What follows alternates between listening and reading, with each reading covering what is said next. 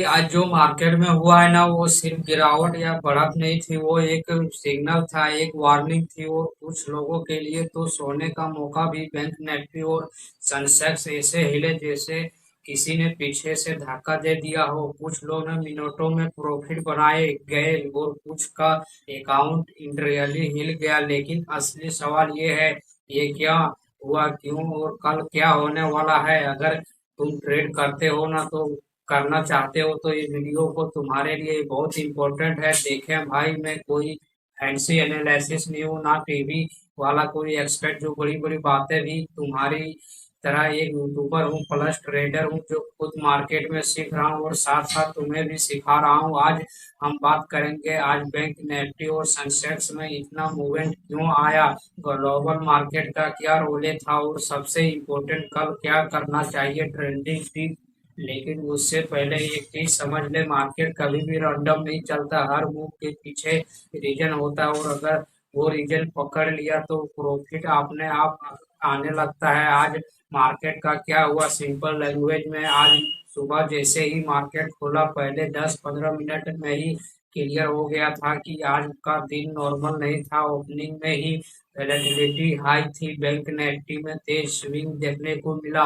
Sensex भी stable नहीं था, ऊपर नीचे करता रहा। ऐसा लग रहा था जैसे मार्केट डिसाइड ही नहीं कर पा रहा है ऊपर जाए या नीचे गिरे। और यही कंफ्यूजन ट्रेड के लिए सबसे बड़ा ट्रेड बनता है। अगर तुमने आज ट्रेड किया होगा तो तुम्हें पता होगा, कभी लगा ब्रेकआउट हो गया, फिर अचानक रिवर्सल, एसएल हिट, फिर मार्केट उसी डायरेक्शन में चला गया। ये सब क्यों हुआ? सिंपल सा आंसर है, ग्लोबल मार्केट मूव। लेकिन रुक, सिर्फ इतना बोल देने से काम नहीं चलेगा। मैं तुम्हें डिटेल में समझाता हूँ ऐसे जैसे हम दोनों चाय पर बैठे हैं। ग्लोबल मार्केट का असर सिंपल समझो। देख, इंडिया का मार्केट अकेला नहीं चलता, दुनिया के बड़े बड़े से जुड़ा हुआ है। USA market, Dow Jones, Nasdaq, Asian market, Nikkei, Hang Seng, Europe market. अगर इन मार्केट में रात को या सुबह बड़ा मूव आता है तो उसका असर इंडियन मार्केट पर सीधे पड़ता है। आज भी वही हुआ, ग्लोबल मार्केट में वैलेटिलिटी थी, कुछ नेगेटिव न्यूज फॉलो था, एफआईएस फॉरेन इन्वेस्टर डिविजन है। और जैसे ही इंडिया मार्केट में खुला उसका इम्पैक्ट दिख गया।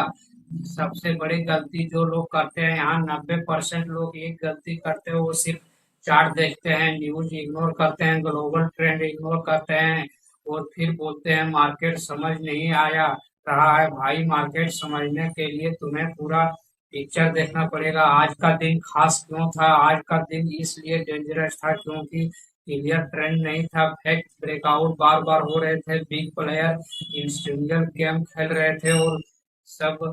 जब ऐसा होता है ना तो स्मॉल ट्रेडर जैसे हम सबसे ज्यादा ट्रेड होते हैं। अब आगे क्या, अब असली गेम शुरू होता है। तुम सोच रहे होंगे ठीक है आज तो समझ गया, लेकिन कुछ हुआ क्यों? इसके पीछे तीन बड़े कारण है जो हर ट्रेडर को पता होना चाहिए। और अगर ये तीन कारण समझ गए तो मार्केट का डर खत्म हो जाएगा। अगले भाग में, पार्ट 2 में, मैं तुम्हें बताऊंगा आज के तीन बड़े कारण, रियल रीजन जो मार्केट को हिलाते हैं। और सच बताऊंगा, ये पार्ट सबसे इम्पोर्टेंट है। ठीक है, अब आते हैं सबसे इम्पोर्टेंट पार्ट पर। यहाँ पार्ट 2, आज के तीन बड़े कारण, डीप एनालिसिस दोस्त वाली भाषा में। पार्ट 2, तीन बड़े कारण, पार्ट मूव का असली खेल। देख भाई, अब मैं तुझे वो चीज बताने वाला हूँ जो ज्यादातर लोग नहीं समझ पाते हैं। मार्केट ऊपर नीचे ही नहीं होता, इसके पीछे बड़े प्लेयर और बड़ी न्यूज काम करती है। आज के इवेंट के पीछे तीन बड़े कारण थे। कारण एक,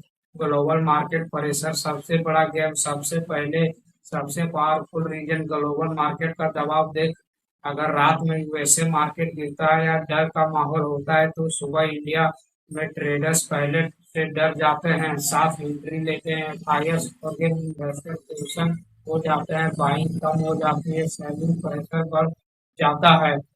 आज भी कुछ ऐसे ही सीन्स था। ग्लोबल क्यूज वीक थे, मार्केट में कॉन्फिडेंस नहीं था, इसलिए ओपनिंग से ही वैलेटिलिटी दिखी। सिंपल एग्जांपल मान ले, तू क्रिकेट खेल रहा है और सामने वाली टीम पहले से स्ट्रोंग दिख रही तो तू क्या करेगा? थोड़ा क्यूज खेलेगा ना। बस वही मार्केट में हुआ। कारण टू, एफआईएस डीआईएस का खेल, बड़े खिलाड़ी अब आता है। दूसरा बड़ा रीजन एफआईएस और डीआईएस का एक्शन। एफआईएस फॉरेन इन्वेस्टर, विदेश वाले बड़े खिलाड़ी, बीएस इंडियन इंस्टीट्यूशन, ये लोग मार्केट को इंटरनली हिला सकते हैं। आज क्या हुआ, एफआईएस ने एग्रेसिव बाइंग नहीं की, कुछ जगह सेलिंग प्रेशर आया, डीआईएस ने बैलेंस करने की कोशिश की, लेकिन जब एफआईएस फुल पावर में नहीं होते हैं तब मार्केट स्टेबल नहीं रहता। इंपॉर्टेंट बात याद रख, रिटेल ट्रेडर्स हम लोग को मार्केट नहीं चलाते, मार्केट हम चलाते हैं, बड़े पैसे वाले। इसलिए हमेशा ये देख एफआईएस क्या कर रहे हैं, वॉल्यूम कहाँ आ रहा है, किस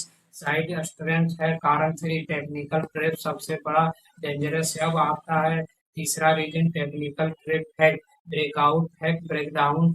आज का दिन खास इसलिए था क्योंकि कई बार ब्रेकआउट दिखा, लोग एंट्री लेते गए और मार्केट उल्टा चला गया। ये क्यों होता है, बिग प्लेयर इंट्री लेते हैं, रिटेल ट्रेडर को ट्रैप करते हैं, फिर उल्टी डायरेक्शन में मूव करते हैं। रियल फीलिंग, आज अगर तूने ट्रेड किया होगा तो शायद ये हुआ होगा, बाई किया, एसएल हिट, सेलिंग किया, फिर एसएल हिट।